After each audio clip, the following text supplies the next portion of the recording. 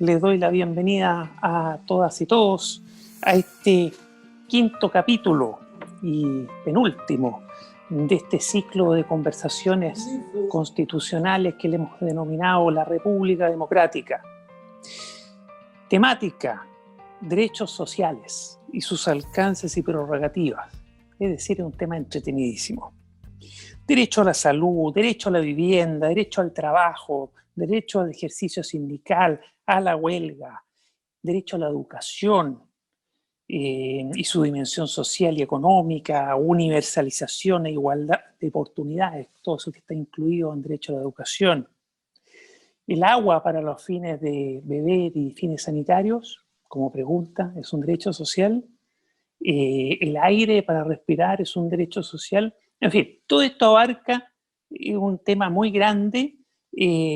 Tenemos muy buenos invitados panelistas para que nos ayuden con su sapiencia. Tenemos a la profesora de la Universidad de Chile, Paula Ahumada. Muchas gracias por estar con nosotros. Al profesor de la Universidad Católica, Juan Pablo Luna. Muchas gracias por estar acá. La profesora de la Universidad Finisterrae, María Angélica Benavides. Muy bienvenida, María Angélica. Y el profesor de la Universidad de Chile, Fernando Atria. Todos o constitucionalistas de mucho renombre o gente vinculada a los temas de derechos sociales. Me va a ayudar en la conducción, como todos los últimos capítulos, la profesora de la Universidad de Chile, Nancy Yáñez. Gracias, Nancy, gran co-conductora. Y va a ser la pregunta final el abogado Guillermo Pickering, que es experto en temas de regulación. Ese es el elenco de hoy. Bienvenido, va a partir la profesora Paula Ahumada, sus 8 minutos iniciales. Muchas gracias por participar. Gracias, Federico. Gracias por la organización de este seminario. Y es un agrado poder compartir con ustedes, conversar sobre estos temas. Adelanto, eso sí, que estoy con problemas de internet. En el área donde vivo, al parecer hay corte de cable, entonces estoy con el celular por si se me llegara a cortar en la presentación. Hago esa advertencia. Sobre el tema, yo había estructurado una presentación sobre la idea de los derechos sociales y también de cómo la concepción que tengamos de ellos se vincula al tipo de Estado, a un tipo de Estado ya sea el Estado de derecho liberal o el Estado de derecho social, pero también a la forma en que el Estado organiza la producción o el aparato productivo y económico del país. La primera idea es que la comprensión de lo que son los derechos sociales creo que se ve afectada por las categorías que usa la doctrina tanto a nivel nacional como comparado. Los derechos sociales son usualmente denominados estos derechos de segunda generación o de igualdad en oposición a y se contrastan con los derechos de primera generación o de libertades. Otra de las clasificaciones de los derechos los distingue entonces entre los derechos civiles, los vinculados a la persona, los derechos políticos vinculados al ciudadano, y estos derechos sociales como derechos, prestaciones a algo, como una cuestión material que en contraposición a estas libertades negativas que protegen al individuo de las interferencias arbitrarias de la autoridad política. Estas clasificaciones doctrinarias, me parece, inducen a dos conclusiones que devalúan el lugar de los derechos sociales, ya que estos aparecen como meras normas programáticas y no verdaderos derechos, que serían estos derechos individuales, subjetivos y justiciables, esto es, que otorgan una acción para su exigibilidad frente a los tribunales. Y además, solamente sería razonable exigirlos cuando se cumplan ciertas condiciones. Uno, que se aseguren, en primer lugar, los derechos de primera generación, los derechos civiles y políticos, y en segundo lugar, solo cuando existiera un cierto nivel de desarrollo, de crecimiento económico que los hiciera viables de ser exigidos, demandados. Pero a pesar de ello, estas categorías creo que ayudan a comprender por qué en la actualidad la concepción que prima de los derechos sociales se los entiende como derechos individuales, del individuo frente al Estado, a algo que si el individuo tuviese los medios financieros suficientes y además si encontrase en el mercado una oferta suficiente, podría ser también obtenido por parte de particulares. Esto es, los derechos sociales ahora se han transformado en derechos de subsistencia, derechos a un mínimo.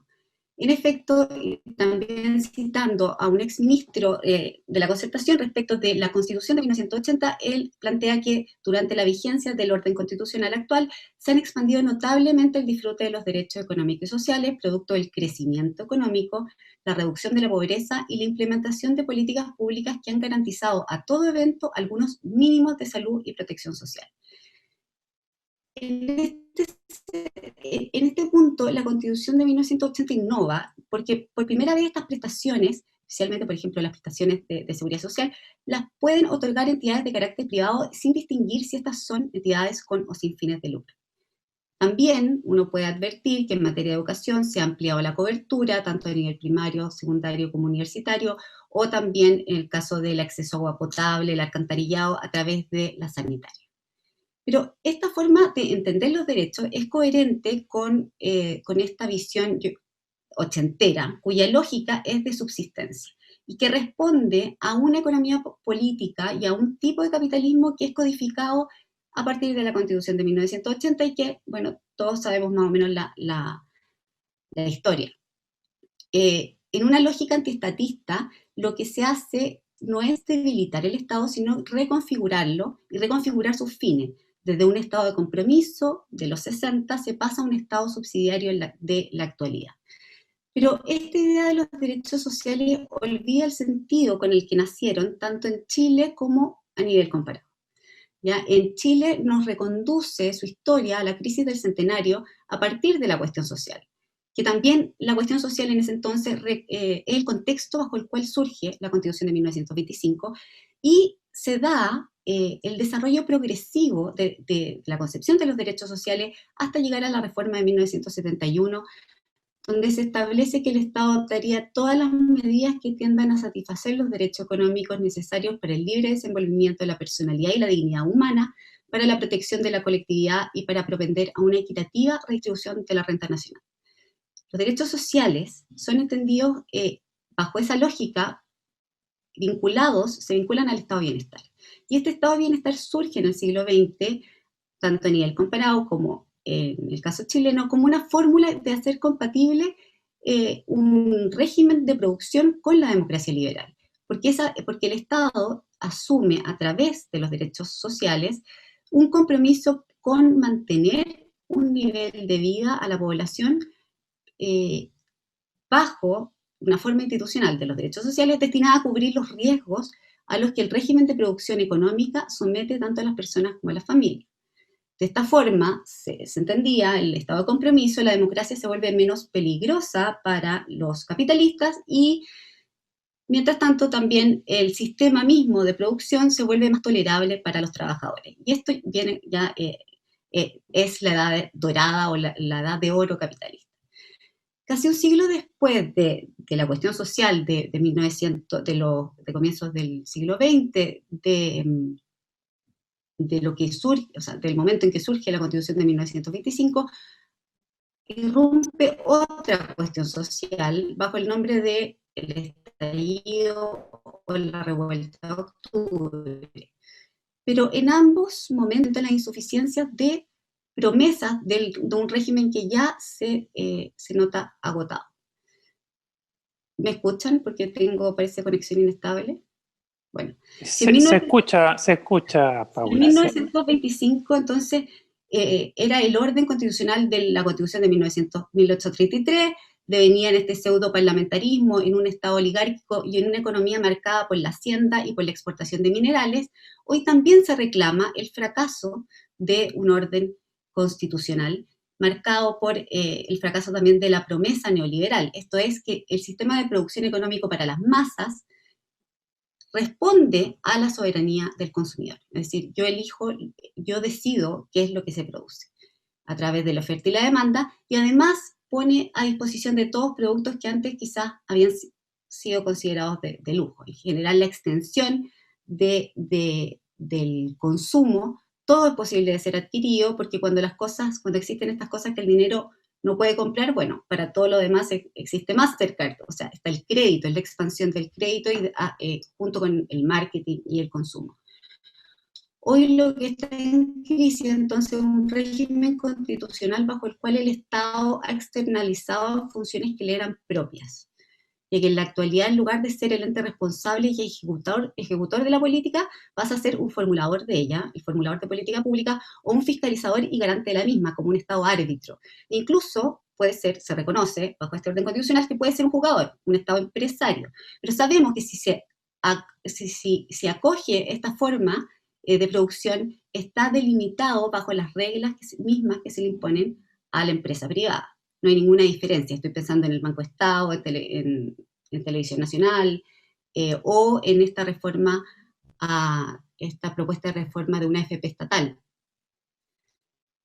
Pero cuando la crisis económica o la crisis sanitaria llega, cuando no es posible acceder a estos bienes materiales, ni siquiera con acceso al crédito, a través de la deuda individual y familiar, tenemos un Estado que solo actúa y tiene presupuesto para una acción focalizada y no para las políticas estructurales que se requieren. Y con esto termino. La conceptualización de los derechos sociales y su reconocimiento importa la distribución de poder tanto en la esfera social como en la esfera política y afectan el conflicto distributivo, y por lo tanto se vinculan con el tipo de economía el tipo de economía política que prima en un Estado. Creo que una concepción mínima de estos derechos redundan en la posibilidad de vigencia de un Estado democrático. Citando a un conocido juez de la Corte Suprema norteamericana, creo que estamos en un punto en que se debe elegir. Es decir, podemos tener un sistema democrático o podemos tener la riqueza concentrada en las manos de unos pocos, sin, digamos, o bajo una concepción mínima de derechos sociales, pero no es posible tener ambos. Federico. Muchas gracias, profesora Paula Ahumada, muchas gracias. Y además es justo en el tiempo. Impecable. Gracias. Bueno, le vamos a dar la palabra entonces al profesor Juan Pablo Luna de la Universidad Católica. Sus 8 minutos, Juan Pablo. Muy bien, muchas gracias por la invitación. Usualmente las discusiones sobre derechos sociales y constitución confrontan dos tipos de posiciones, por lo menos en el ámbito en el que yo me muevo, que es el de la ciencia política. Por un lado, digamos, quienes argumentan que la democracia no puede funcionar sin mínimos sociales garantizados, ¿sí? Y por otro, quienes argumentan que poner derechos sociales como cual lista de supermercado en una constitución, sobre todo en el contexto de sociedades no desarrolladas o no suficientemente ricas, genera, digamos, una inflación de expectativas y demandas que luego no son realizadas y que eventualmente ambientan también un proceso de judicialización de derechos sociales con resultados subóptimos a nivel de la sociedad. Como entiendo que no soy el único no abogado, desde mi perspectiva como cientista político, a mí me gustaría argumentar desde otra perspectiva, más bien desde una perspectiva retrospectiva, tocando algunos de los puntos que incluso mencionaba Paula. ¿En qué medida cuáles son los efectos políticos que ha generado en el largo plazo el marco normativo actualmente vigente en la Constitución chilena respecto a derechos sociales y su provisión? ¿Sí?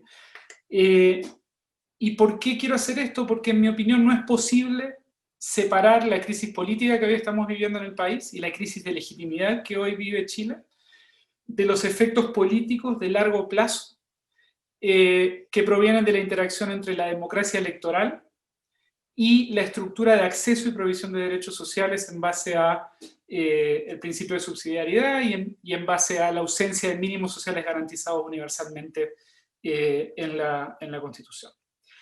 ¿Por qué? Porque el marco constitucional vigente en Chile distribuye el poder a actores de la sociedad de forma sumamente desigual.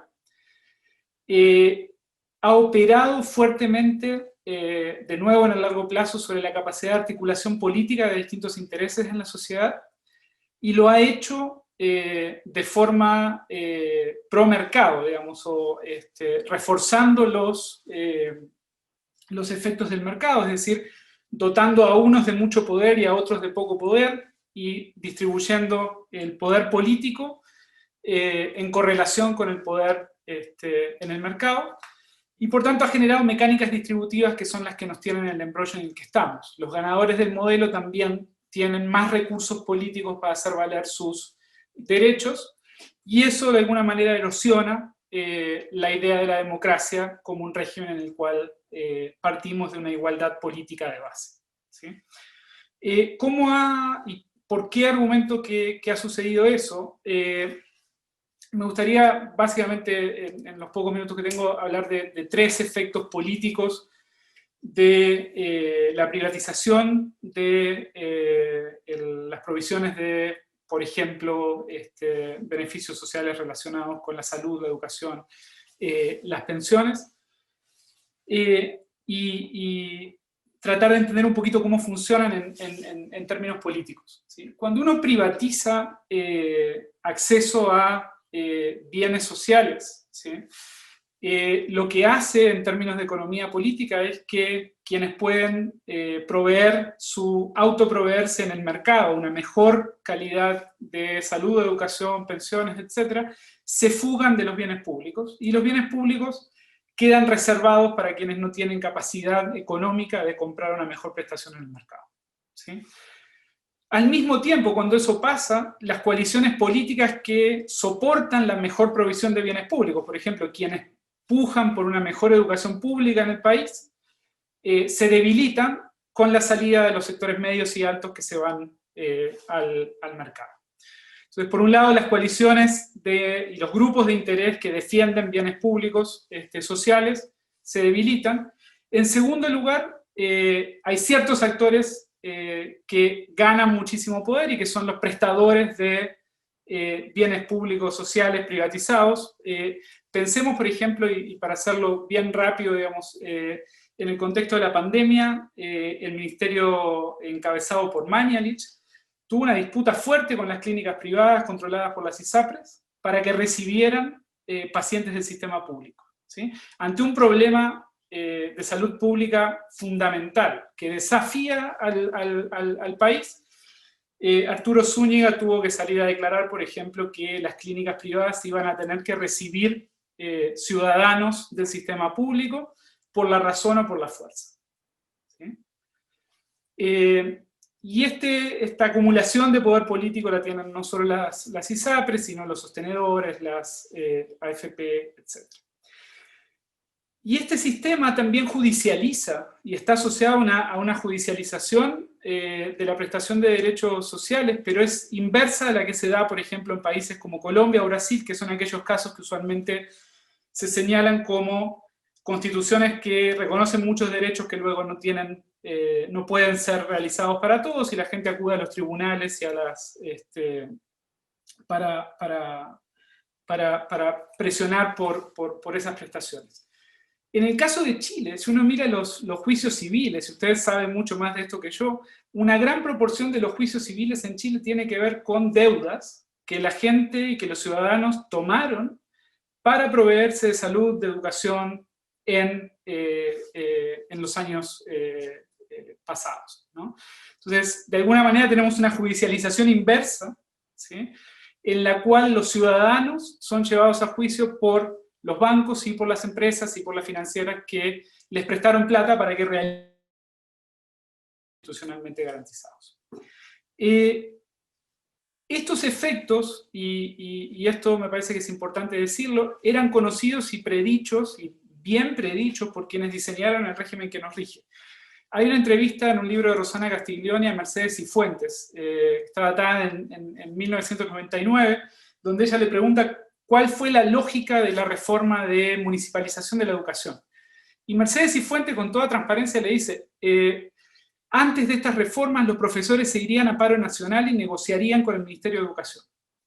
Pero cuando tú distribuyes la administración de la educación y la salud a nivel municipal, tienes 350 pequeños sindicatos negociando con cada alcalde. Es decir, hay una lógica, digamos, en el diseño del sistema que fragmenta, territorializa y refuerza las desigualdades que produce el mercado en el contexto de la sociedad chilena. Esto es lo que se politiza, me parece, en el estallido, en la crisis que nos ha traído hasta acá, pero al mismo tiempo se politiza, y con esto termino, de una forma que no puede ser vertebrada políticamente, ¿sí? Parte de lo que usualmente se argumenta respecto al estallido es que el sistema y quienes, digamos, salen a protestar tienen una cantidad de demandas sin vertebración política y sin capacidad de ser articuladas políticamente y procesadas por el sistema. Eso tiene que ver, y es la contracara, ¿sí?, de un sistema donde los derechos sociales dejan de ser derechos universalmente accesibles y reconocidos, y en un sistema en el cual cada uno se vale por sus medios en clave individual, ¿no?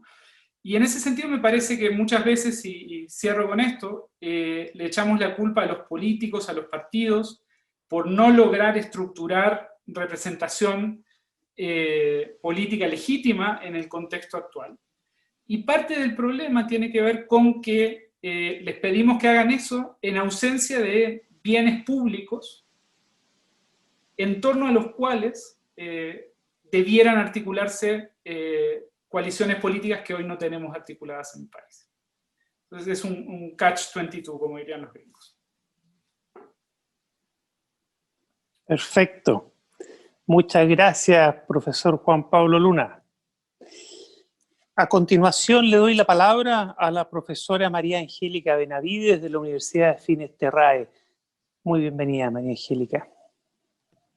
Muchas gracias, Federico, por la invitación al mostrador y a la Universidad de Chile, y caí en shock al principio cuando supe que eran 8 minutos. Así que esto es terrible, pero bueno. Muchas gracias de verdad por la invitación, sobre todo a este panel, que el tema es sexy, es seductor, por la relevancia que tiene. Todos estamos pendientes, quizás no todos del régimen de gobierno, de la descentralización, pero de los derechos sociales sí. Y en ese sentido agradezco la invitación. Mi especialidad es el derecho internacional, y desde ahí me gustaría comenzar a abordarlo. Primero decir que los derechos sociales, en derecho internacional le llamamos derechos económicos, sociales, culturales y ambientales, son los DESCA ahora, no solo los DESC, también los DESCA, son metas de satisfacción personal, nos hablan de dignidad, no son solamente meras prestaciones del Estado, ¿no? Implican prestaciones, y por lo tanto tienen un parámetro material de medición en el cumplimiento o no de ellos, ¿cierto? Sin perjuicio de eso, el derecho internacional los trata distinto, pero antes de entrar ahí, a mí me gustaría señalar algo que resulta bastante incómodo en esta discusión constitucional cuando uno habla de derechos sociales, que es la demonización de la Constitución, de la discusión. Hay una especie de censura, de castigo moral, de prejuzgamiento a todos aquellos que discutimos desde la vereda de la prudencia en la promesa. Y eso nos hace mal en la discusión. La discusión va a durar mucho tiempo, independiente que sea una nueva o una reformada Constitución. Hay que abrirse a cualquiera de los dos escenarios.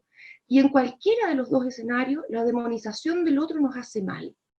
Yo estoy segura, y además que atenta a la inteligencia de la gente, pensar que nadie quiere, que alguien no quiere que estos derechos estén garantizados o reconocidos. Entonces, abandonar la idea de que en esta discusión constitucional se va a hacer una conquista del tema social. Ahora sí que sí, ¿eh? Eso no es verdad. 30 años de superación de importantes niveles de superación de la pobreza nos hablan de que se han hecho avances, y se han hecho precisamente con esta estructura jurídica y constitucional. No es discutible que hay avances en materia de derechos económicos, sociales y culturales. Podemos discutir cuáles son esos avances y qué tan avanzados están y a dónde podríamos llegar. ¿Qué es interesante del derecho internacional, dicho ya eso? Es interesante que existe en los acuerdos para para la discusión de una nueva constitución, en el caso de que gane el apruebo, y yo, entre paréntesis, espero que de no ganar el apruebo, de todos modos nos embarquemos en una reforma efectivamente de la Constitución, pero de ganar el apruebo existe un coto vedado para la discusión. Y en derechos sociales es interesante, y el coto vedado son los tratados internacionales. Este coto vedado significa que la hoja en blanco no existe, y no existe no solo en derechos humanos, existe en derecho de comercio, en derecho de las inversiones, y esto en el fondo, ¿qué significa?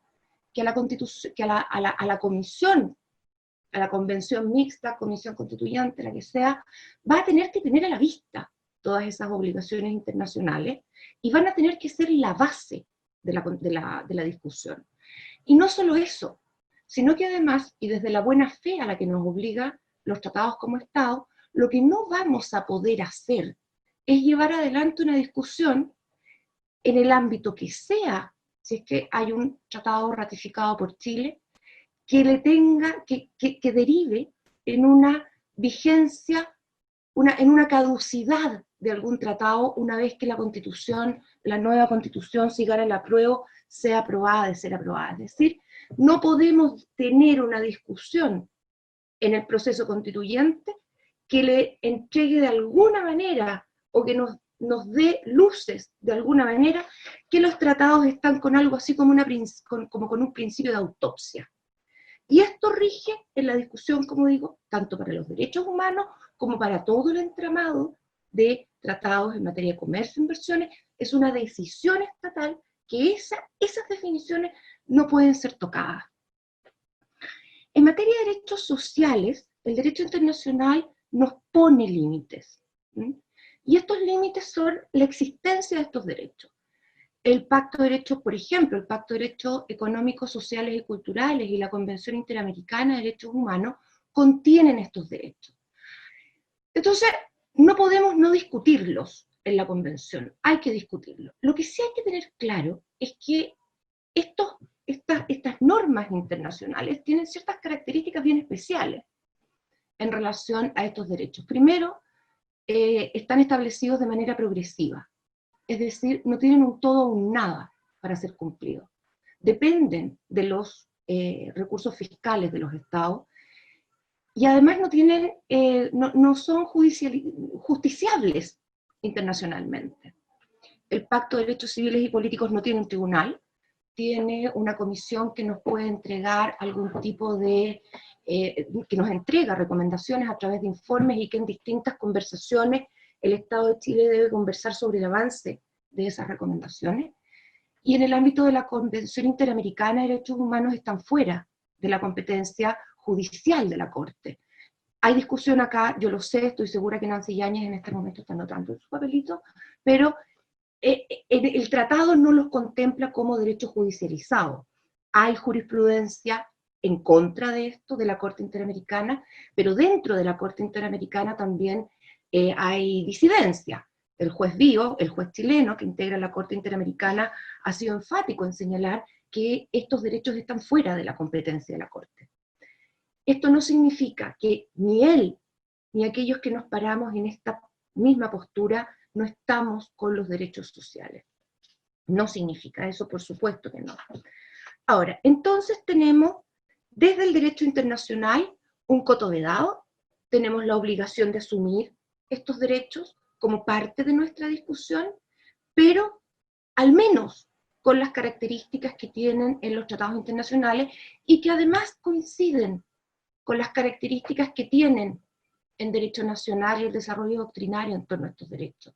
Los derechos están concebidos de manera progresiva y sin judicialización. Es decir, Chile acá no ha violado, con la Constitución actual, digamos, el tan manoseado derecho internacional. Y esa es nuestra base. Es decir, al menos tenemos que discutir la existencia de estos derechos, tenemos que plasmarlos, a lo menos con progresividad y no judicialización, que es como está en el derecho internacional. ¿Cómo aterrizar esto a la convención, a la discusión constitucional, a la cuestión constitucional, sea nueva o reformada constitución? Hay que decir entonces que estoy atacada porque como tuve que cortarla. Hay que decir entonces que nuestra Constitución coincide con el derecho internacional y eso es interesante. Nosotros podemos, sin embargo, avanzar más allá. Se ha dicho respecto de los derechos sociales, y yo lo amplío a los económicos, sociales y culturales, que el impedimento para esto está en la actual Constitución y es el principio de subsidiariedad, que nos demostraría una serie de opciones políticas como sociedad, como Estado, y que ahí se encuentra la madre de todos nuestros males. Nosotros sabemos que ese principio no está escrito en la Constitución, pero sí sabemos que se trasunta, se deriva de muchas normas que sí están en la Constitución. Entonces, es efectivamente un principio. No está escrito, pero uno lo puede perfectamente bien identificar en distintas normas. Sí, yo tengo la impresión, y en esto uno puede discutirlo, porque yo creo que sería interesante a propósito de esta configuración progresiva y no judicializada de los derechos en sede internacional, que ha habido sobre el principio de subsidiariedad una identificación y una apropiación ideológica. Es evidente. Profesora, para que vaya cerrando, que ya estamos en la hora. Muchas gracias. Ya. Entonces, a mí me parece que el principio de subsidiariedad, voy a tratar de cerrar bien, el principio de subsidiariedad ha sido subutilizado y ha sido apropiado por una parte de la doctrina. El principio de subsidiariedad, y yo creo que aquí nosotros tenemos una obligación de responsabilidad en los derechos que reconozcamos, que yo creo que sí hay que reconocerlos, y algunos de ellos sí hay que reconocerles protección judicial, pero el principio de subsidiariedad debería mantenerse. Y debería mantenerse porque es un principio que uno puede perfectamente bien verlo desde la actuación pública y desde la actuación privada. Es un principio que obliga al Estado a actuar. Es un principio también que permite al particular actuar. Yo creo que ha habido una subutilización. Algunos dirán que es por decisiones como órganos del Tribunal Constitucional. Eso será por un problema de integración del tribunal, pero no es un problema del principio en sí. El principio es lo suficientemente plástico para que sea utilizado a través de las políticas públicas y el juego democrático. Yo creo que aquí, y con esto quiero cerrar, no alcancé lamentablemente a decirlo todo, no sabía que eran 8 minutos, el principio de subsidiariedad nos permite un juego democrático a futuro para establecer énfasis de acuerdo a los nuevos gobiernos, y que estos gobiernos, mediante políticas públicas, el legislador, mediante leyes, pueda ir mejorando estándares de cumplimiento en estos derechos sociales que sí existen y deberían ser contemplados. Entonces, ahí yo creo que en el principio de subsidiariedad hace falta un poco más de fineza en verlo de verdad como una opción democrática, como un potencial democrático, que puede incentivar distintas políticas públicas de acuerdo a lo que Chile, como sociedad, quieren los distintos gobiernos. Dicho eso, termino. Lamentablemente, Federico, no termine todo, pero bueno. Pero vienen más minutos después. Bueno. Gracias, profesora María Angélica Benavides. Y ahora le toca al cuarto panelista y último, el profesor de la Universidad de Chile, Fernando Atria. Muy bienvenido, Fernando. Muchas gracias, Federico. Gracias a todos. Gracias por la invitación a la facultad y al mostrador. Quiero aprovechar estos 8 minutos para decir 2 o 3 cosas sobre los derechos sociales, porque yo concurro con lo que ya se ha dicho, que esta es probablemente una de las discusiones que va a ser bien central en el proceso constituyente. Lo primero, yo creo que es importante entender qué es lo que cuál es el punto que está en discusión cuando hablamos de derechos sociales. Porque creo yo es un error pensar que los derechos sociales son definidos como derechos prestacionales y que entonces siempre que hay prestaciones envueltas hay derechos sociales. No, derechos sociales tienen, creo yo, un significado más preciso. Y son la consecuencia de la constatación de que la libertad no es un estatus normativo. Es decir, que las personas no son libres por el solo hecho de que una norma los declara libres. O sea que no basta que haya una norma que diga que todas las personas nacen libres e iguales. La libertad, yo creo que este es el punto central. La libertad tiene condiciones materiales. Es decir, hay condiciones materiales que posibilitan la libertad. Y si hay condiciones materiales, si la libertad tiene condiciones materiales y no es solamente un estatus normativo que es consecuencia de una norma, entonces, en la medida en que entendamos que parte de la ciudadanía es un derecho a igual libertad, entonces nos veremos forzados a concluir que hay un derecho a esas condiciones materiales. Hay un derecho a acceder por igual a esas condiciones materiales. Los derechos sociales son eso, son la realización de la pretensión de que hay condiciones materiales de la libertad y que por consiguiente la igual libertad implica igual derecho a esas condiciones materiales. Y entonces uno podría decir, lo que tradicionalmente se califica como derechos sociales, para poner los casos no discutidos, educación, salud, seguridad social, son esas esferas que proveen de las condiciones materiales de la libertad.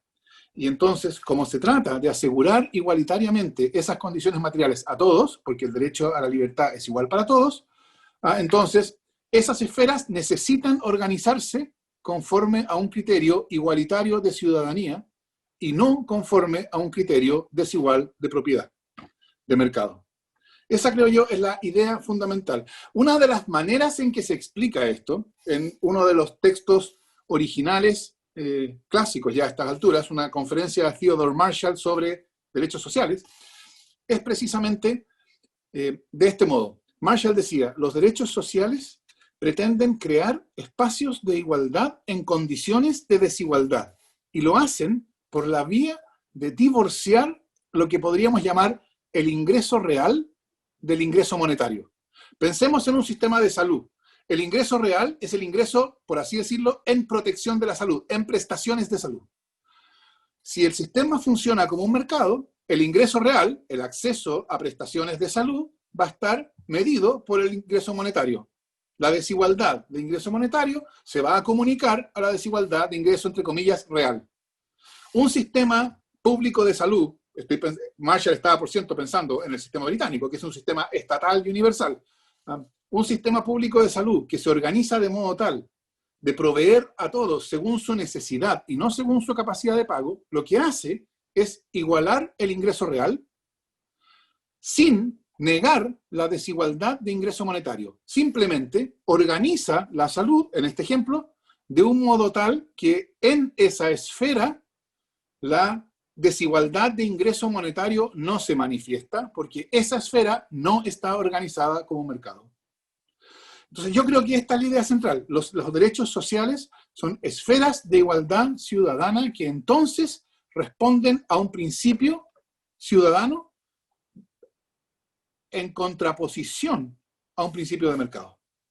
Todo lo demás, creo yo, son cuestiones que se pueden, que varían de país en país, de experiencia en experiencia, de modalidades, etcétera. Cuánta participación privada, cuánta participación estatal, servicios públicos centralizados, descentralizados, participación local. Hay muchas consideraciones importantes para tomar todas estas decisiones, por cierto.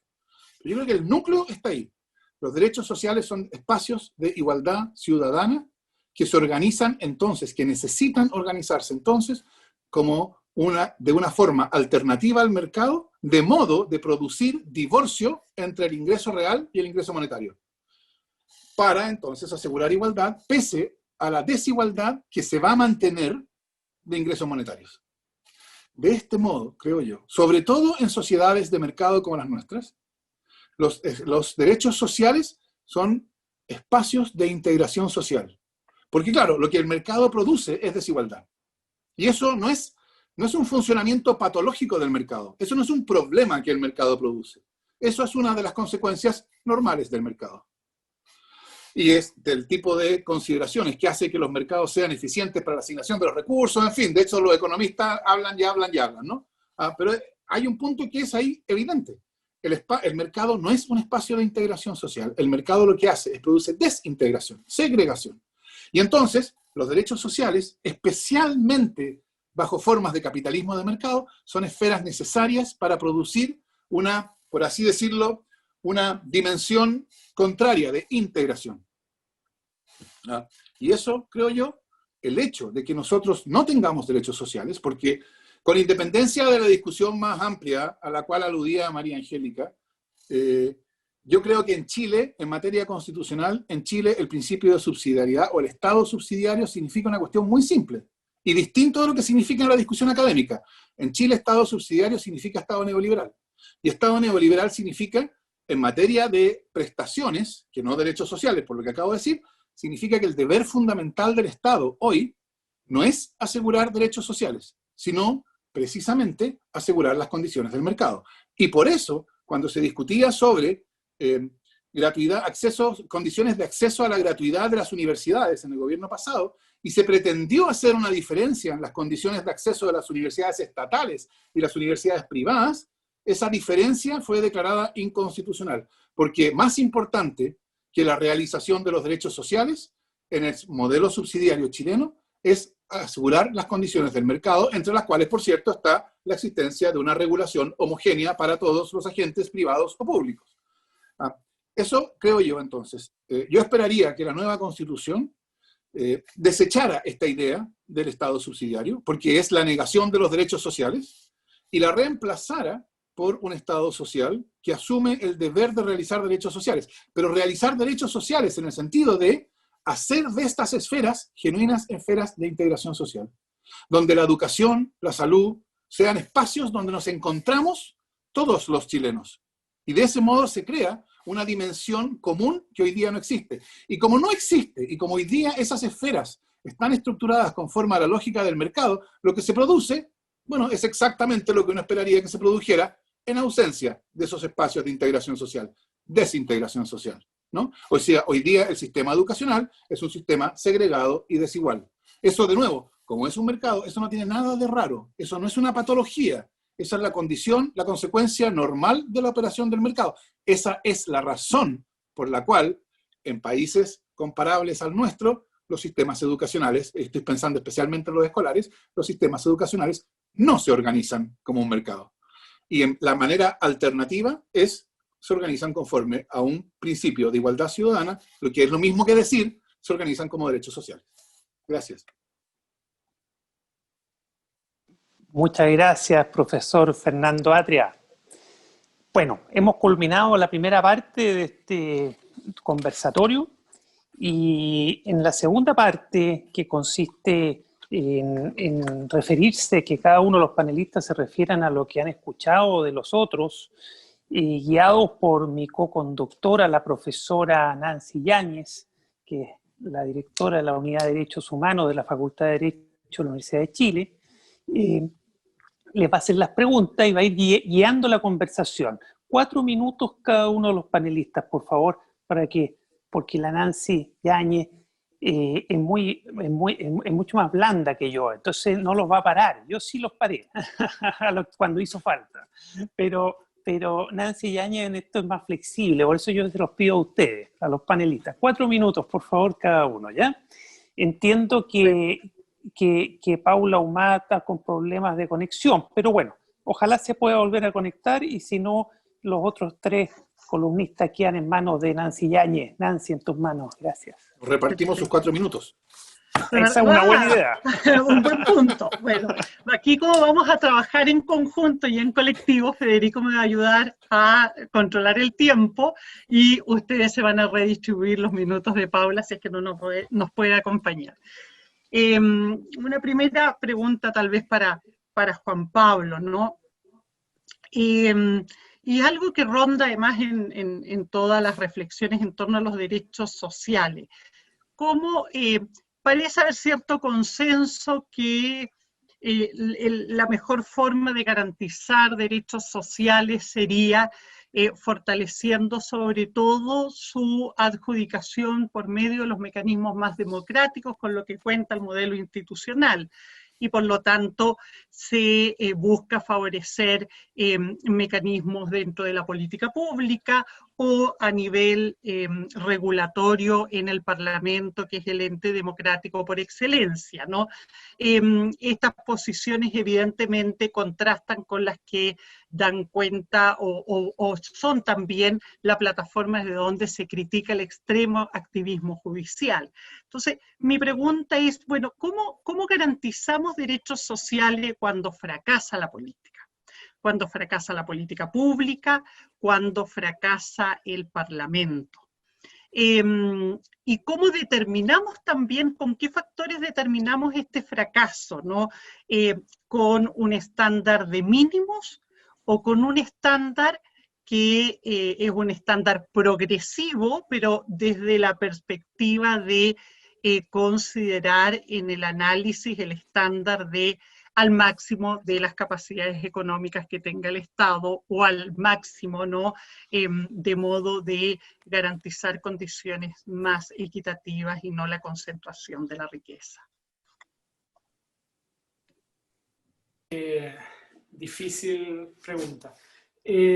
Yo estoy de acuerdo en principio, digamos, con la idea de que es mejor que la distribución y provisión de bienes sociales y de derechos sociales sea adjudicada por mecanismos más democráticos y por, digamos, lo que apuntaba Fernando en cierto sentido, que tiene que ver con la provisión de bienes públicos sociales de suficiente calidad que permitan que los diferentes y que obliguen a los diferentes a usar esa prestación y a encontrarse en torno a esa prestación, ¿no?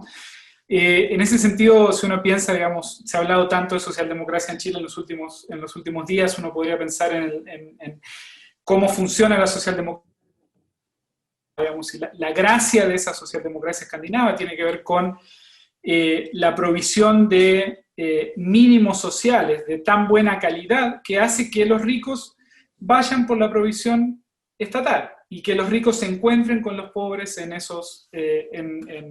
el contexto de sistemas de salud, de educación, de pensiones universales. Y eso se financia esencialmente, digamos, con mecanismos redistributivos que tienen que ver con un modelo que permite y genera crecimiento económico. Acá no podemos sacrificar crecimiento económico por derechos sociales, hay que serlos compatibles y por tanto hay que discutir un modelo de desarrollo también, no podemos olvidarnos del crecimiento económico. Y al mismo tiempo redistribuir recursos generados por el mercado vía impuestos y transferencias, ¿no? Por tanto, digamos, yo creo que es difícil disociar en términos de modelo de desarrollo, ¿sí? Ideales de provisión universalista de derechos sociales de buena calidad, de una discusión sobre cómo tiene que ser el capitalismo chileno para adelante, digamos, y qué características tiene ese capitalismo para generar crecimiento y para generar al mismo tiempo mayores niveles de igualdad en torno a acceso a derechos sociales garantizados. Tú me preguntabas qué pasa cuando la política pública no logra esos mínimos. Yo creo que hay una forma de contestar eso es decir, bueno, Fernando mencionaba a Marshall, ¿no? y esta idea de la ciudadanía civil, política y social como tres arenas, digamos, que se van expandiendo en el contexto británico hasta constituir lo que es la democracia y el estado de bienestar post Segunda Guerra. Pero uno puede pensarlo también en términos de Amartya Sen y su enfoque de capacidades. O sea, la democracia no funciona sin ciudadanos que sean agentes políticos, y para ser agentes políticos necesitan ciertos básicos de derechos sociales cubiertos, pensando de nuevo en derechos sociales básicos. Cuando esos básicos no están, y cuando la sociedad reproduce, digamos, en su sistema político las lógicas de mercado, que son por definición desiguales, la democracia empieza a funcionar mal y se empieza a desanclar de su economía moral y de su legitimidad, ¿no? Entonces, tenemos los problemas que hoy tenemos en Chile. Solo para hacer un punto adicional, que a mí me parece que es importante hacerlo en el contexto latinoamericano y chileno contemporáneo. Cuando el Estado no provee, cuando el Estado no llega, ¿sí? Ese vacío lo llenan otros, ¿sí? Hoy estamos viendo en el contexto de la pandemia, pero esto tiene una larga tradición, actores no estatales, actores muchas veces vinculados al crimen organizado, que ocupan ciertos territorios y que, digamos, muchas veces se enquistan territorialmente en sistema institucional formal también. No es que sean una alternativa, sino que, digamos, compran el sistema formal y lo colonizan. Que se encargan, por ejemplo, de proveer mejores bienes sociales a segmentos de la población que están abandonados por el Estado. Entonces, la narcobeneficencia, por ejemplo, en un contexto como el actual, genera problemas brutales para el Estado, para el régimen político y para la propia sociedad, en un contexto donde los Estados no logran garantizar estos derechos y donde otros actores locales logran a nivel territorial suplir, desplazar y competir con el Estado. Creo que eso es importante también de tenerlo en la retina en el contexto de la discusión que hemos tenido estos meses en Chile, y es una discusión que se da muy frecuentemente en el resto de América Latina y que creo que tenemos que empezar a tomar en cuenta en Chile. Porque es relevante a nivel territorial y uno lo ve en el trabajo de campo bien frecuentemente. Bueno, muchas gracias, Juan Pablo. María Angélica, bueno, te has referido específicamente al derecho internacional como marco para determinar las obligaciones que contrae el Estado en materia de derechos sociales. Y me parece importante, o sea, no puedo dejar de preguntarte, ¿no?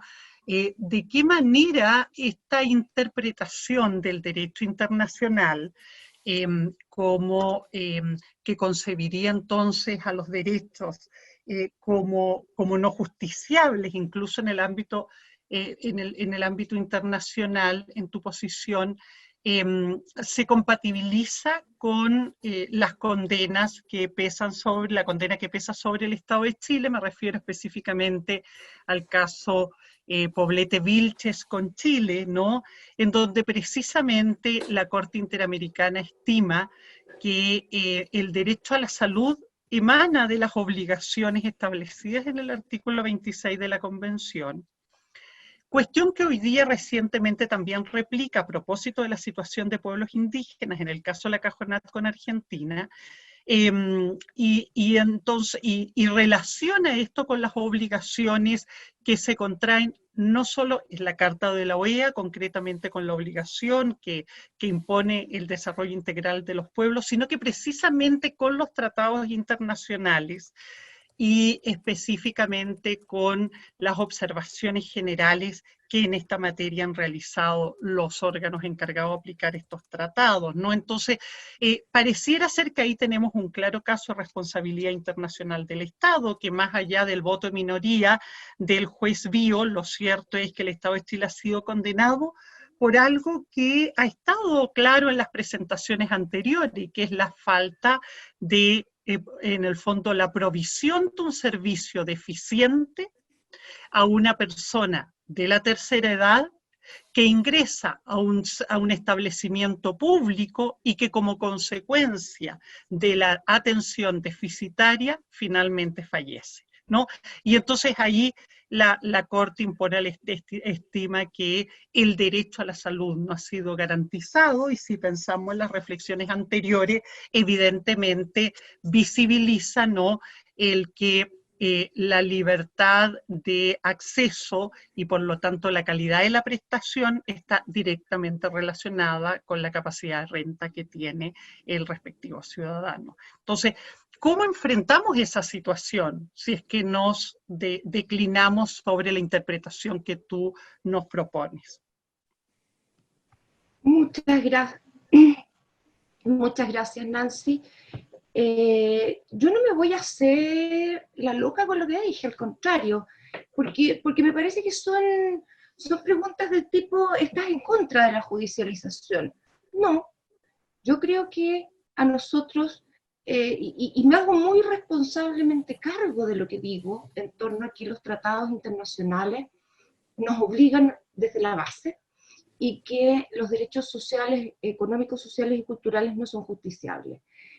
Pero no desconozco tampoco que a raíz y como derivación de esa vinculación jurídica que tenemos con la Corte, no son oponibles las sentencias de la Corte.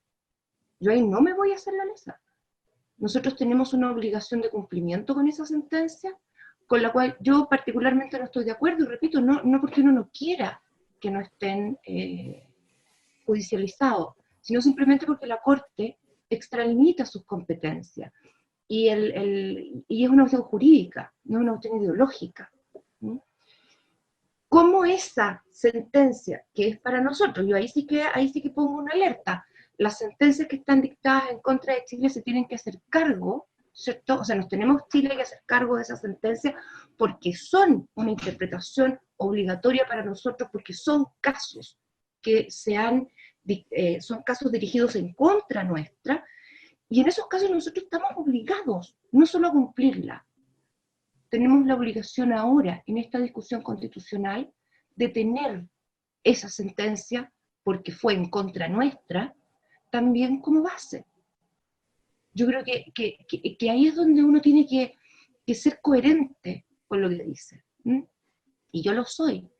Ahora, ¿significa eso que la prestación, y el caso es terrible, Nancy, yo también lo conozco y es espantoso, ¿significa eso que la prestación debe ser necesariamente siempre otorgada por el Estado? Hay que hacerse la pregunta.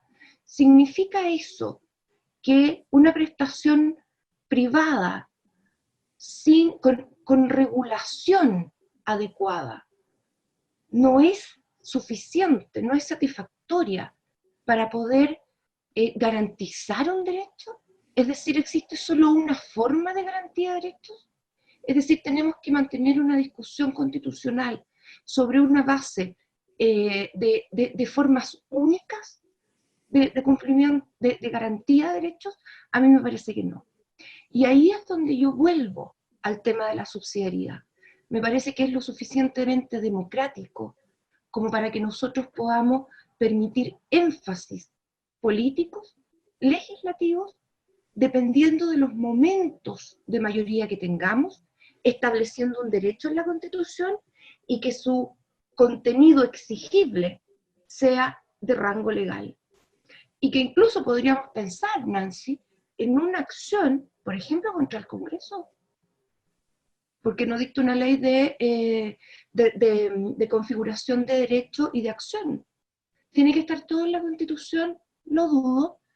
¿Tiene que ser siempre el Estado? Lo dudo.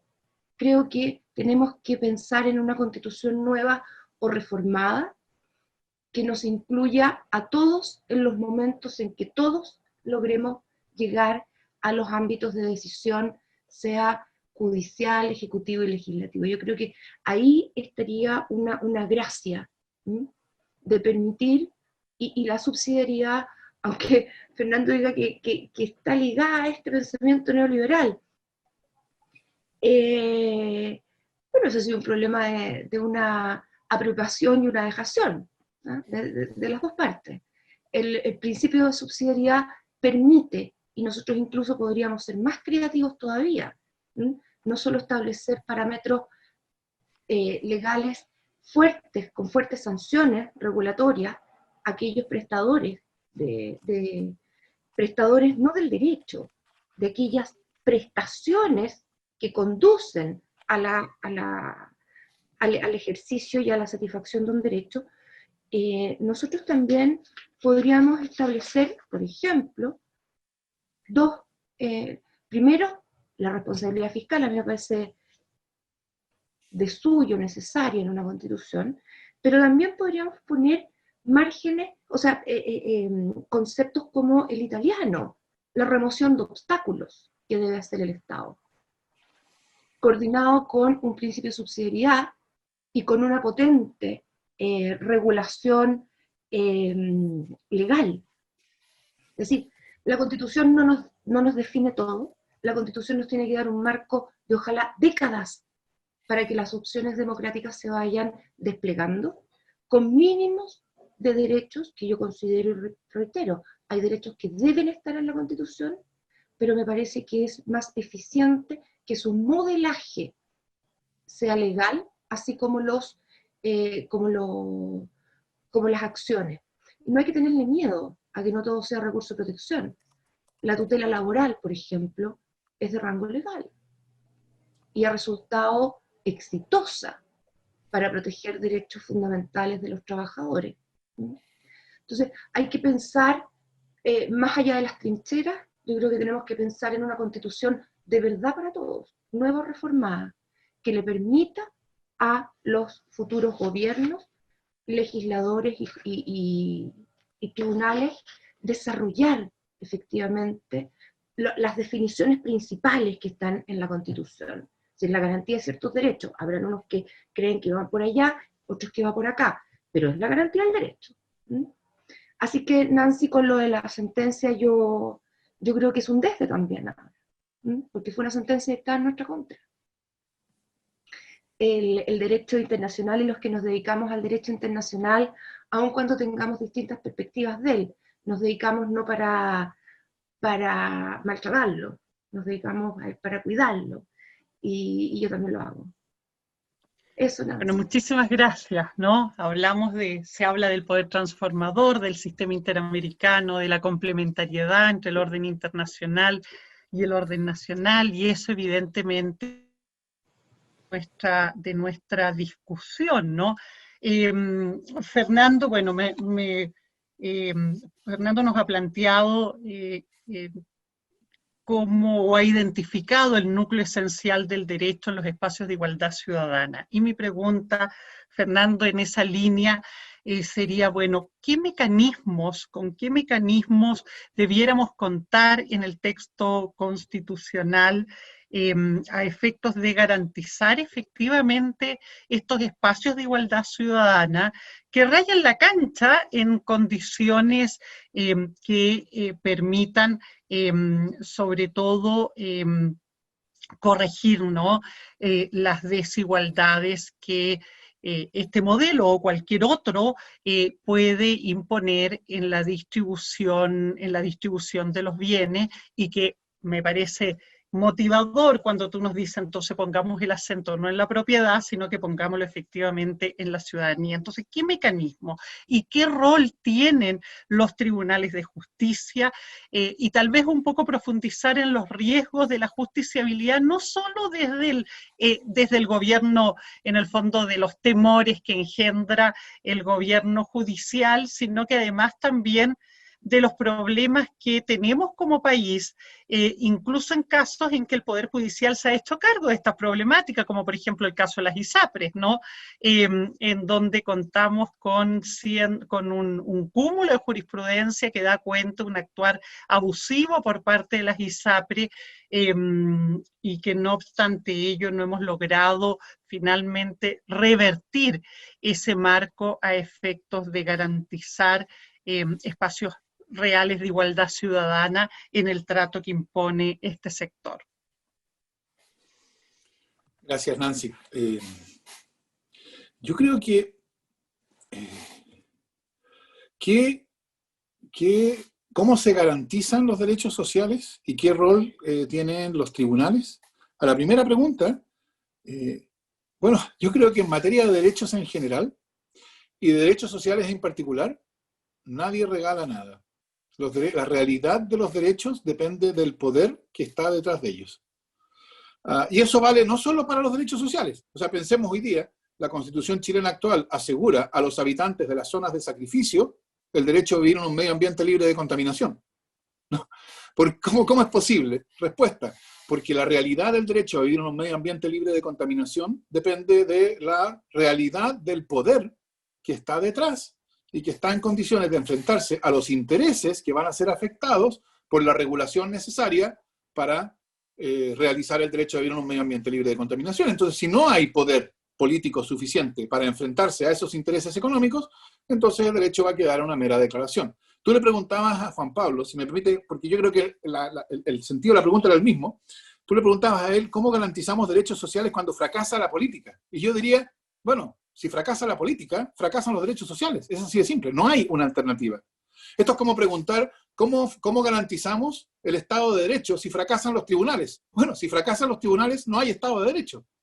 Por cierto, hay casos en que hay en un segundo momento espacio para la protección judicial. Es decir, cuando el problema ya no es que estamos discutiendo sobre cómo hacer de la educación un espacio de igualdad ciudadana y cómo remover el mercado de ahí, porque para eso un tribunal no sirve. Cuando el problema es, como ocurría hasta hace algunos años, ¿no? El problema era que habían mujeres en tercero o cuarto medio que eran expulsadas de sus establecimientos porque se embarazaban. Entonces, claro, si ese es el problema, entonces evidentemente el recurso de protección es la solución. Pero yo creo que es un error pensar que la protección judicial es el primer problema tratándose de derechos sociales. Es lo que garantiza, yo creo que hay mucha reflexión jurídica progresista que tiende a pensar que la realidad de los derechos sociales está dada por sus mecanismos de protección judicial. Y yo creo que eso es un error. Ahora, habiendo dicho eso, a mí me gustaría decir dos cosas más. Una es que entonces, de lo que la nueva Constitución lo que necesita crear es un sistema, pongámoslo así. Ustedes quizá, los que nos están escuchando, habrán escuchado más de algún profesor de Derecho Constitucional decir que la función principal de una Constitución es limitar el poder. Yo creo que eso es un error manifiesto. No porque el poder no necesite ser limitado, por supuesto que necesita ser limitado, pero porque evidentemente ese es un segundo problema de una Constitución, no el primer problema. El primer problema es crear un poder democrático eficaz. Y eso es lo que necesita. La mejor garantía de los derechos sociales es un poder democrático eficaz que pueda crear y mantener estas esferas de igualdad ciudadana que se organizan conforme a un criterio alternativo al mercado. Esa es la primera cosa que quería observar. La segunda es que yo creo que el problema de la judicialización, en mi impresión, está entero mal planteado. Fíjense ustedes, tú lo mencionabas, Nancy, ¿cuál es el caso donde ha habido más judicialización en Chile? Salud, ISAPRES. Ahora, si ustedes leen el texto del artículo 20, ese precisamente, el derecho a la salud, es un derecho que no está protegido. Es decir, el texto constitucional niega el recurso de protección en ese caso. Solo permite el recurso de protección para los efectos de elegir entre el sistema público y el sistema privado, y ese no es el caso aquí. Y entonces, está claro que aquí la judicialización no es una cuestión que dependa de que haya una norma que facilita la judicialización. No. La judicialización, en el caso de las ISAPRES, es la compensación de un déficit, de un defecto, que creo yo es lo mismo que ocurre con la judicialización en materias medioambientales. Hay un sistema de ISAPRES que tiene una regulación que ha resultado ser inaceptable, declarada inconstitucional por el propio Tribunal Constitucional, y un legislador que ha sido singularmente incapaz de intervenir, con una desidia e indolencia que la verdad es que uno dice, ¿cómo alguien pudo haber pensado que eso no iba a producir una deslegitimación brutal? Tomemos en cuenta, estamos cerca del 1,5 millones de casos en casi 15 años. Durante cada 15 años, en 1,5 millones de casos, las ISAPRES han sido condenadas por violar derechos constitucionales de sus clientes. En un negocio o una actividad que se financia con un financiamiento cuasi público, porque es una cotización establecida por ley que se descuenta directamente de los ingresos del trabajador. Y en eso, el legislador durante estos 15 años ha mostrado total indiferencia. Y uno se pregunta si el legislador muestra con sus actos, porque sus declaraciones dan lo mismo, con sus actos muestra que le resulta indiferente que una industria funcione rutinariamente basándose en lo que los propios tribunales declaran que es violación de derechos constitucionales, entonces, claro, el estallido es lo menos que uno podría esperar. Pero entonces, el problema de la judicialización no es el problema original. la judicialización es la manera en que se busca compensar un defecto del régimen político, del sistema político. El sistema político no puede crear un sistema de evaluación de impacto ambiental que sea eficaz y que dé cuenta de los intereses que se encuentran ahí, y por lo tanto la cuestión se termina resolviendo judicialización. El sistema político no es capaz de crear un sistema de protección a la salud que dé cuenta de la demanda de que la salud sea un derecho social, etcétera, y entonces eso cómo estalla a través de judicialización. Entonces, yo creo que para la nueva Constitución no tiene mucho sentido discutir sobre judicialización, porque si la Constitución tiene una regla que judicializa, pero el sistema político da debida cuenta de los derechos sociales, esa regla no va a ser muy relevante. Y si la Constitución niega la judicialización, pero el sistema político es ineficaz, como ha sido en materias medioambientales o de derechos sociales, entonces va a haber judicialización igual. La judicialización, yo creo, es un tema que le gusta a los abogados, pero que desde el punto de vista de lo que realmente importa, hierra, creo yo, totalmente el punto. Muchas gracias, profesor Fernando Atria. Muchas gracias, Nancy Yáñez, por su brillante conducción. Me va a dejar sin trabajo luego. Bueno, pasamos a la última y breve etapa o parte de este conversatorio. El abogado especialista en temas de regulación, Guillermo Pickering, va a hacerles una pregunta única para los tres, porque ya Paula Humá se retiró del panel por problemas de conexión. Entonces, para los tres panelistas que quedan, Guillermo va a hacer una pregunta y por favor, entre uno, máximo dos preguntas. Ahora voy a ser más flexible porque está el tiempo que nos dejó vacante Paula, ¿no? Antes era 1 minuto para responder, ahora puede ser hasta 2 minutos para responder la pregunta de Guillermo, cada uno de los tres panelistas. Gracias. Guillermo, en tus manos. Aprovecho de saludar a Fernando, que no lo alcancé a saludar al comienzo. Hola, Guillermo. Tiempo que no nos vemos. Tanto tiempo que no nos veíamos, sí. Oye, mira, yo he estado escuchando muy atentamente el debate. Hay una cosa que me produce una gran satisfacción. Yo estoy alejado hace tiempo de los debates académicos, pero generalmente se tiende a caricaturizar la discusión sobre estos temas, sosteniendo que las personas que tienen posturas por el cambio del sistema o de la Constitución tienen un sesgo ideológico. Y que pueden tener una opinión ideológica, ¿no? Por eso que digo sesgo, ¿no? Que más que tener una posición sobre cómo construir un país. Y los que están en una postura de negarse o oponerse a cambios o genera incertidumbre ese proceso de cambio, están en una postura cerrada y obcecada para no producir ningún cambio de verdad. Yo lo que he visto en este debate, más allá de que son evidentes los matices y las posturas diferentes, es un ambiente colaborativo, encontrar soluciones, y eso yo encuentro que es muy importante, y lo quiero valorar y decir. Ahora, hay un actor en esta discusión que no está presente, y que ahí me gustaría enfocar la pregunta, que tiene que ver con el gasto público, con los ingresos y el gasto público. Yo he visto a muchos constitucionalistas hablar sobre el tema que nos ocupa, y dar opiniones que son súper acertadas o muy importantes. Pero no he visto a nadie hablar sobre la necesidad de transparentar a nivel constitucional el gasto público. La discusión del presupuesto nacional a mí me tocó varias veces cuando estuve hace 20 años en el gobierno. Era imposible. No había discusión sobre el debate sobre el presupuesto nacional. En obras públicas que me tocó en el Ministerio del Interior. Había sectorialistas en el Ministerio de Hacienda que tenían, digamos, premisas o dogmas que no se podían discutir. Nunca se podían discutir. Y la dirección de presupuestos del Ministerio de Hacienda ha sido ha cogobernado en forma significativa durante muchos años en Chile. Yo no digo que sea gente incompetente o que lo haya hecho mal, en su lógica está bien, pero no hay una discusión de decir, mira, más allá de que todos queremos que estos derechos se consagren, ¿cuánto tenemos? ¿Cuánto recaudamos? ¿En qué se gasta la plata? Al detalle, con una accountability de los resultados. Esto vamos a poder en 5 años más, esto vamos a poder en 10 años, esto vamos a poder de inmediato. Esa discusión, esa interrelación entre los antecedentes y la fundamentación jurídica, constitucional y económica, de la realidad de la economía, de cómo funciona, me parece que no la he visto y creo que es importante pronunciarse. Porque el Estado tiene muchos deberes que hace bien y muchos deberes que hace mal, como por ejemplo el tema de la seguridad pública,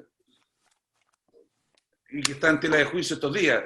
No todas las cosas que hace el Estado las hace bien, y no todas las cosas que hace el sector privado las hace bien. Hay cosas buenas y cosas malas en ambos lados, y en todo caso son posibles de perfeccionar. Entonces lo que yo digo es, ¿cómo ven ustedes? ¿Cómo se puede enfrentar un proceso en que todos los chilenos queremos consagrar los derechos sociales de la manera como Fernando, como Juan Pablo y como María Angélica han explicado, y Paula, en un escenario de restricciones económicas que no es inmediato, sino que de varios años? ¿Cómo se logra compatibilizar una cosa con la otra? Porque yo creo que es importante compatibilizarlas para que precisamente los cambios que se están proponiendo sean viables y sean posibles. ¿Cómo lo ven? Gracias, Guillermo. ¿Qué les parece que sigamos el mismo orden de las ponencias anteriores? Es decir, que parta María, bueno, no, el orden ahora es Juan Pablo Luna, después responde María Angélica Benavides y termina respondiendo Fernando Atria, por favor. Súper. Gracias, Guillermo, por la pregunta y voy a tratar de responderla, a ver si puedo. Yo creo que la discusión sobre el rol del Estado en Chile y en los últimos 30, 40 años ha estado dominada por la razón técnica, ¿no? Y por un grupo, digamos, de gente que en términos, digamos, de su expertise técnica, decide, digamos, la priorización de ítems presupuestarios, ¿no? De alguna manera, la política y la discusión política ha sido ajena a ese debate, y ese es parte del problema que tenemos entre manos. En mi opinión, lo que pasa, digamos, desde octubre del año pasado, digamos, como lo que digamos, se manifiesta finalmente, pero tenía mucho tiempo, digamos, en formación, que se desancla la economía moral del modelo, ¿sí? Y ese modelo, digamos, desanclado incorporaba roles respecto a qué es lo que hacía el Estado, qué es lo que hacía el mercado y qué es lo que hacían los actores sociales en términos de la actividad económica, social, política del país. Mi impresión es que una vez que esa economía moral, Adam Smith le llamaba esto las bases no contractuales de los contratos, ¿sí? La legitimidad que hace que las instituciones funcionaran, ¿sí? Una vez que esa economía moral se desancla, es mi impresión la única forma de reconstituir un modelo de desarrollo anclado a un Estado democrático de buena calidad. Pasa por rediscutir y renegociar los roles del Estado, el mercado y la sociedad en Chile, ¿sí? Y esto debería quedarle claro, en primer lugar, a la élite económica, porque debería ser claro a estas alturas que no es posible volver al 17 de octubre, por los problemas de desanclaje e ilegitimidad que el modelo tiene. Déjenme terminar con un cuento, digamos, que he repetido un par de veces, pero que me parece que grafica un poco, digamos, el problema que tenemos entre manos y por dónde puede pasar algún tipo de solución, ¿sí? Yo soy uruguayo, voy todos los veranos a Uruguay, me junto con amigos, ¿sí? Uruguay tiene desde hace tiempo un sistema de negociación tripartita, ¿sí? De, por ejemplo, pautas salariales, donde se sientan en la mesa Estado, empresarios y sindicatos a negociar pautas salariales todos los años. De la misma manera se negocia el presupuesto, ¿sí? Para ir a tu pregunta. Todos los años me junto con algunos amigos que tengo empresarios de la infancia y todos los años la dinámica era la misma. ¿Cómo podemos hacer para que Uruguay funcione como Chile? No podemos crecer, tenemos que sentarnos a negociar en la mesa todos los años con los sindicatos, las tasas de crecimiento que tienen allá no las podemos replicar acá, la competitividad, etc. ¿Sí? Este año la discusión cambió y fue, ¿qué pasó en Chile? No entendemos qué pasó en Chile. Primera pregunta. Segunda pregunta, ¿por qué los empresarios no se sientan, en vez de que los saqueen y se genera esta violencia, ¿por qué no se sientan y negocian con los actores sociales? Y la respuesta es, porque no hay actores sociales, porque la política, anclada, digamos, al modelo de desarrollo que tuvimos estos 40 años, desestructuró la posibilidad de tener una mesa con la cual negociar un modelo de desarrollo viable y que te compre legitimidad y que te compre la capacidad de articular, negociar y repartir el poder económico, social, político en esta sociedad. Entonces, la mesa no tiene patas, se las cortaron hace 40 años, ¿no? Entonces, parte del desafío, yo creo, de empezar a discutir derechos sociales en Chile tiene que ver con pensar cómo reconstituimos, y esto va a llevar tiempo, porque esas confianzas que se pierden no se recuperan rápidamente, cómo reconstituimos una mesa donde todos podamos sentarnos a negociar, y hay que negociar porque nadie regala nada en esta mesa, nuestros derechos y nuestras obligaciones para con la sociedad. Gracias, Juan Pablo. María Angélica. Muchas gracias, Federico y Guillermo, por la pregunta. Es difícil la pregunta de Guillermo. Sin perjuicio de eso, yo soy una convencida que tienen que haber derechos reconocidos en la Constitución, insisto, en su configuración legal, y en la judicialización, para algunos de ellos también con configuración legal, no me parece que sea iluso. Me parece que, y lo señalé, la responsabilidad fiscal está dentro de la ecuación. ¿Sí? Y cuando hablo de la responsabilidad fiscal, no solamente uno tiene que decir que algo, puede uno leer en tu pregunta, no solamente en cuánto dinero se le destina a la construcción de hospitales, cuánto dinero se destina a la construcción de escuelas públicas. No es solo ese monto al que hay que atender en responsabilidad fiscal, hay que también atender a cuánto gastamos en todo lo otro que está mal administrado. Yo creo que eso también es responsabilidad fiscal. ¿Cuánto de la inoperancia política estatal se come recursos para poder satisfacer estos derechos que requieren gasto? Todos los derechos requieren gasto. La libertad personal también requiere gasto, el debido proceso también, ¿verdad? El poder judicial hay que mantenerlo. Pero los derechos sociales, económicos, sociales y culturales también requieren gasto. Entonces la responsabilidad fiscal es no solo cuánto doy, sino que cómo estoy gastando lo otro. Creo que la responsabilidad fiscal es un tema ineludible también en la Constitución, si es que, si yo me pongo a pensar, decidimos un sistema como este, donde estén los derechos ahí contenidos, pero se deje su concreción, su modelación y sus recursos judiciales para los que sean, para alguno de ellos, a la ley, porque eso va a presionar mucho la política. Creo que también es importante mantener, como decía, el principio de subsidiariedad, porque a través de una norma como la italiana, como señalaba, de la remoción de obstáculos, se hace muy social. Yo creo que se hace eficiente la norma constitucional.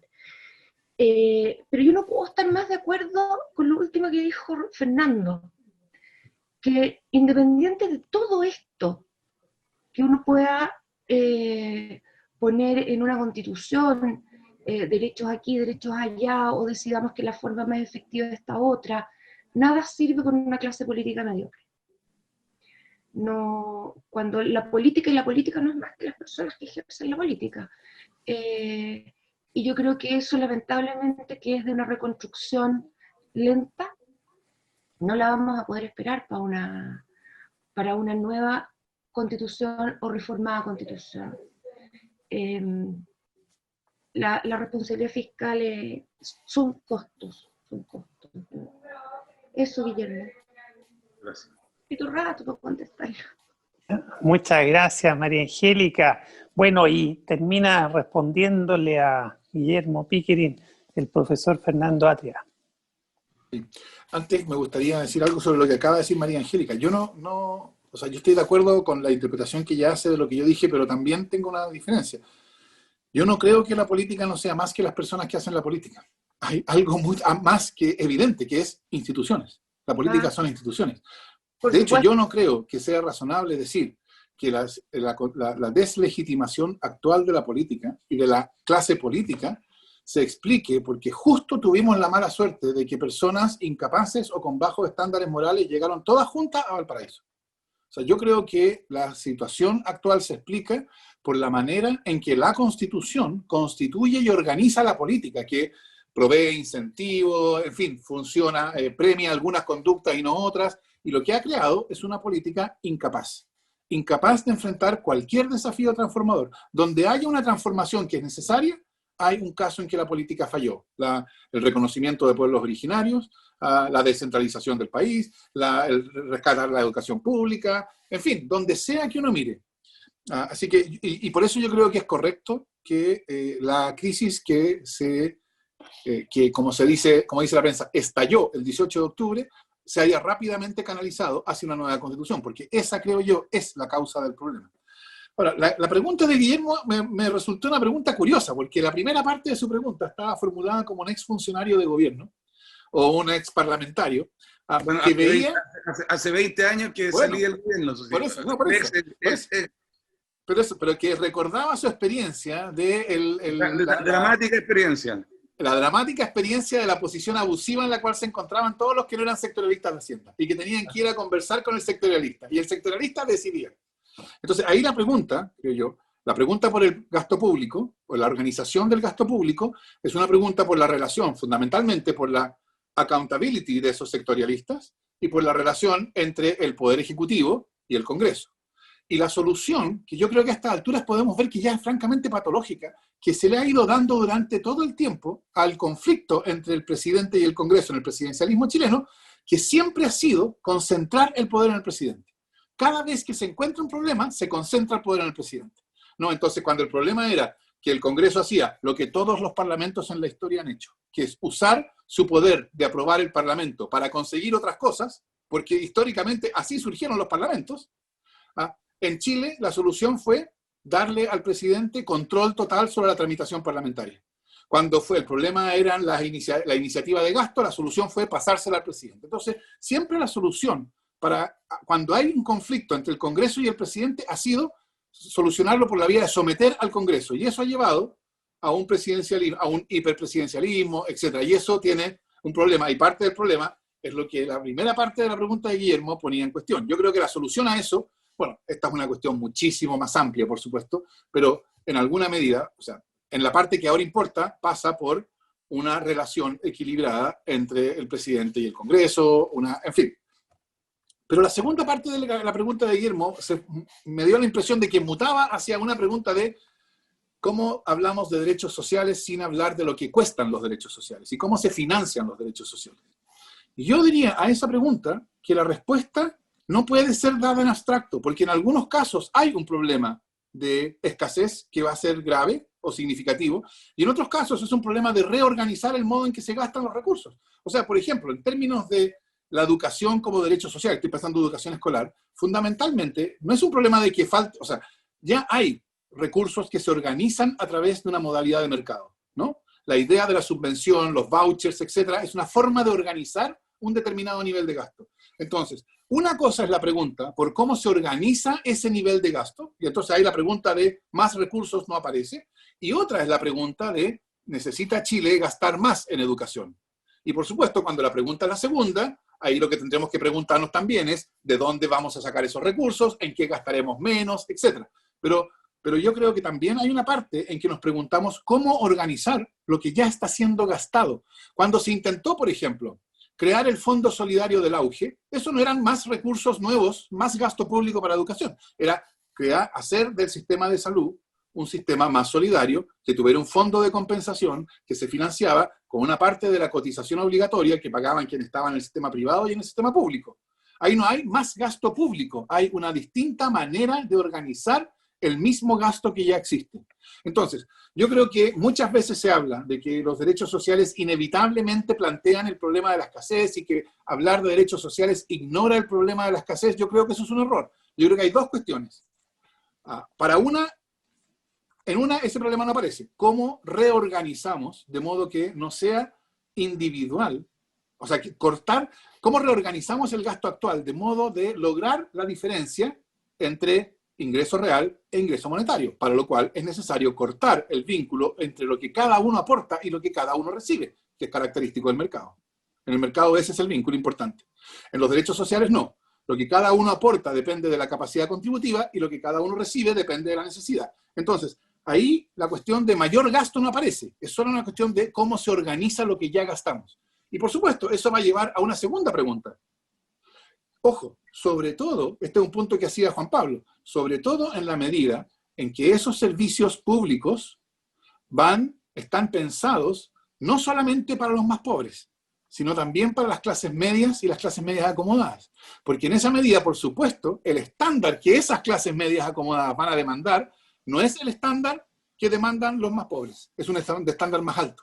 Y eso, por supuesto, ahí sí se plantea la pregunta de cómo se financia ese estándar más alto. Y yo creo que esa es una pregunta que deberá ser planteada. Y es perfectamente, es importante que se plantee. ¿Cuánto estamos dispuestos a gastar en salud? ¿Cuánto estamos dispuestos a gastar en educación? Esas son preguntas que no creo que sea razonable que se respondan en los directorios de las ISAPRES, cuando la pregunta para el directorio es entre cuánto gastamos y cuántas utilidades retiramos. Yo creo que es mejor, es más civilizado que esa pregunta se responda en términos nacionales. ¿Cuántos recursos nosotros los chilenos vamos a gastar en asegurar la salud de todos los chilenos? ¿Cuántos vamos a gastar en un sistema educacional que abre oportunidades de desarrollo de la personalidad para todos, etcétera?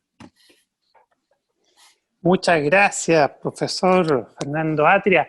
Y bueno, con esto nos despedimos. A nombre del mostrador les doy las gracias a todas y todos los que han participado, especialmente a los panelistas, a Nancy Yáñez, mi coconductora, a Guillermo, que hizo la última pregunta. Yo creo que ha sido un lujo esta conversación. Yo me he entretenido mucho. Gracias a Paula Humada, Juan Pablo Luna, María Angélica Benavides, Fernando Atria, a los columnistas o panelistas. Y bueno, nos vemos en un mes más en el próximo y último capítulo de este ciclo de conversaciones constitucionales que organiza el Mostrador con el apoyo de la Facultad de Derecho de la Universidad de Chile. Chao. Chao. Chao, Federico. Chao, gracias.